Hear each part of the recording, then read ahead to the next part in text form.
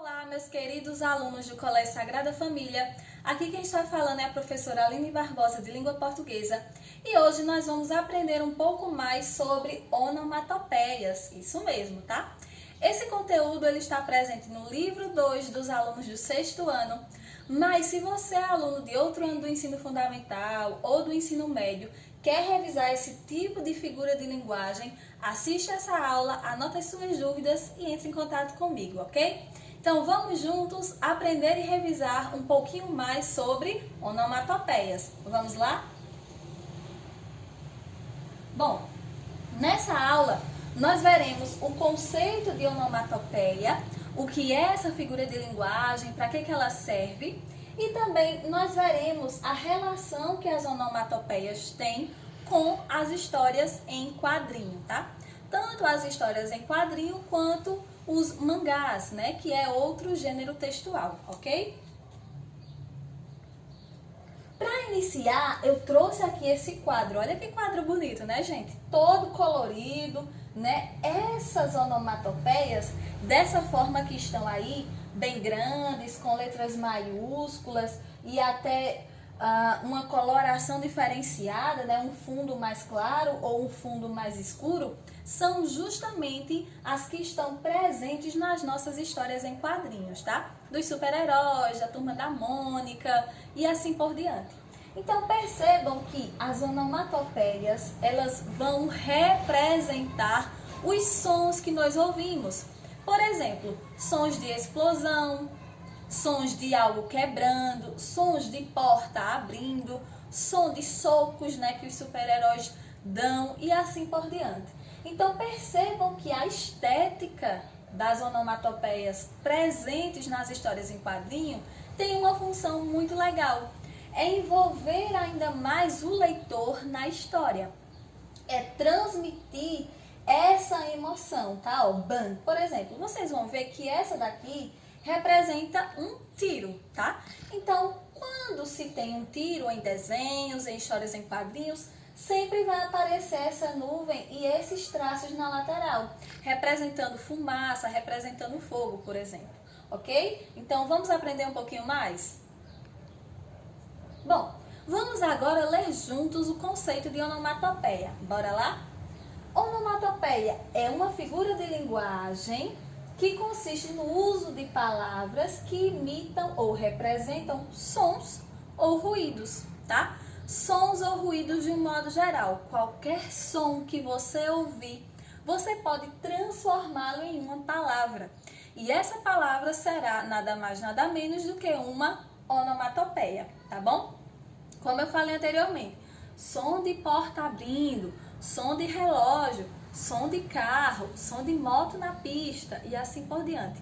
Mas também podem ser representados através das onomatopeias os sons que os animais fazem, ok? Os sons, os ruídos que cada tipo de animal, que cada espécie de animal faz, tá bom? Então lembrem-se, qualquer som que vocês ouvirem na natureza ou em casa, um ruído, vocês podem transformar em onomatopeia. E tem algo muito legal que eu quero compartilhar com vocês também. O som que eu ouço, o som que eu escuto, pode ser o mesmo que você escuta. Mas a forma que eu elaborar a minha palavra, que eu elabore a palavra, pode ser totalmente diferente. O som que eu entendo pode ser parecido com o seu, mas na criação da nossa palavra, na criação da nossa onomatopeia, eu posso escrever de uma forma e você pode escrever de outra. O que é que isso quer dizer, professora? Que o mesmo som ou o mesmo ruído, ele pode ser representado de várias formas, a depender da percepção de cada pessoa, da criatividade, da imaginação de cada pessoa, certo? Então eu queria ler para vocês esse poema, que ele faz uso das onomatopeias, uma onomatopeia que se refere ao tempo, do autor Vinícius de Moraes com seu colega Paulo. Então preste atenção e vai ler junto comigo. Então, ó, passa tempo, tic-tac, tic-tac passa a hora, chega logo tic-tac, tic-tac e vai-te embora. Passa tempo, bem depressa, não atrasa, não demora. Que já estou muito cansado, já perdi toda a alegria. de fazer meu tic-tac. Dia e noite, noite e dia, tic-tac. Então perceba, esse poema aqui ele é muito famoso, né? Desse autor Vinícius de Moraes, muito conhecido na literatura brasileira. E ele fez esse pequeno poema em relação ao tempo, em relação à hora. E perceba que ele reproduziu o som do relógio, tic-tac, tic-tac. Várias vezes ao longo do poema, como vocês podem perceber, Vinícius de Moraes utilizou essa onomatopeia. Para que isso, professora? Eu trouxe esse exemplo para mostrar para vocês que as onomatopeias, elas não estão apenas presentes nos mangás e nas histórias em quadrinhos, não. Elas estão presentes em poemas, em sonetos, em textos narrativos e assim por diante. Lembrando que nós já fizemos até uma prova, né, pessoal do 6º ano, que tinha algumas questões sobre onomatopeias. Eu estou lembrada. E vocês estão? Quero ver, hein?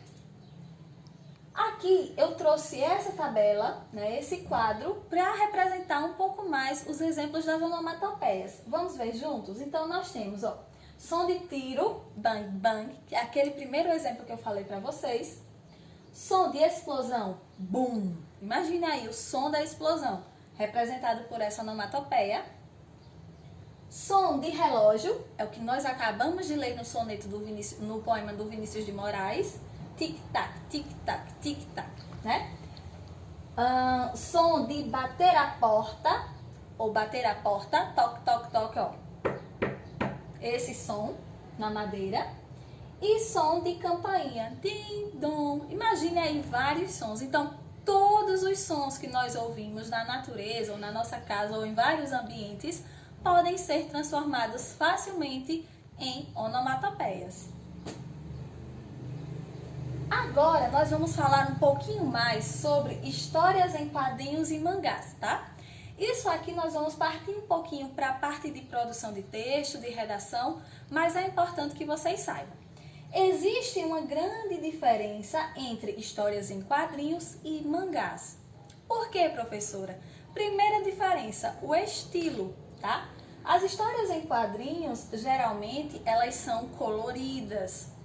E os mangás, geralmente, são preto e branco, ok? Algumas histórias em quadrinhos mais atuais, elas têm um estilo bem parecido com os mangás. Por exemplo, o gibi da Turma da Mônica Jovem já é estilo mangá, já é preto e branco. E outra diferença entre esses dois gêneros textuais é a forma de leitura. Nas histórias em quadrinhos, nós iniciamos da primeira página até a última. No mangá, não é assim. Você começa da última até a primeira e a leitura sempre será da esquerda para a direita, da esquerda para a direita, ok? Então se liga aí nessas dicas. Se você tiver alguma dúvida mais sobre histórias em quadrinhos ou mangá, anote que na nossa videoconferência eu vou esclarecer tudo, tá bom? E agora eu trago aqui para vocês o esboço de uma história em quadrinho em um gibi. Percebam que aqui eu tenho algumas onomatopeias, né? E eu também vou ter vários balões. Esses balões, eles são característicos das histórias em quadrinhos e dos mangás.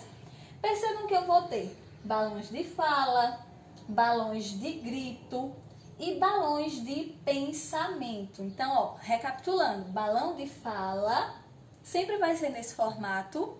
Balão de grito, perceba que ele é mais pontiagudo. E balão de pensamento, quando o personagem está pensando, mas ele se omite, ele não fala, tá? Então foi isso, gente. Eu espero que vocês tenham gostado da nossa aula sobre onomatopeias, sobre mangás e histórias em quadrinho.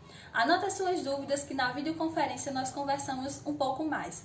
Super beijo e até a próxima!